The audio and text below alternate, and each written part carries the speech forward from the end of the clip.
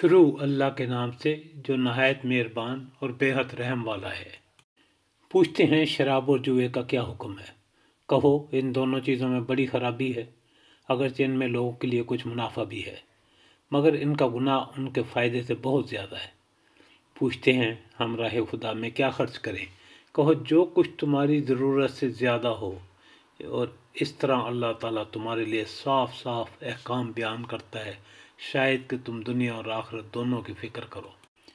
پوچھتے ہیں یتیموں کے ساتھ کیا معاملہ کیا جائے؟ کہو جس طرز عمل میں ان کے لیے بھلائی ہو وہی اختیار کرنا بہتر ہے، اور اگر تم اپنا اور ان کا خرچ اور رہنا سہنا مشترک رکھو تو اس میں کوئی مذائقہ نہیں، آخر وہ تمہارے بھائی بند ہی تو ہیں۔ برائی کرنے والے اور بھلائی کرنے والے دونوں کا حال اللہ پر روشن ہے۔ اللہ چاہتا تو اس معاملے میں تم پر سختی کرتا، مگر اللہ تعالیٰ صاحب اختیار ہونے کے ساتھ ساتھ صاحب حکمت بھی ہے۔ خبردار مشرک عورتوں سے اس وقت تک نکاح نہ کرو جب تک وہ ایمان نہ لے آئیں، چونکہ ایک مومنہ کنیز مشرک آزاد عورت سے اچھی ہے، اگرچہ حسن و جمال میں تمہیں کتنی ہی بھلی معلوم ہو۔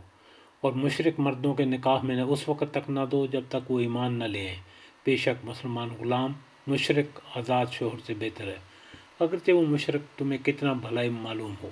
یہ لوگ تمہیں آگ کی طرف بلاتے ہیں، اور خدا اپنے حکم سے تمہیں جنت و مغفرت کی طرف بلاتا ہے، اور اپنے احکام کو لوگوں کے سامنے واضح طور پر بیان کرتا ہے تاکہ وہ نصیحت قبول کریں۔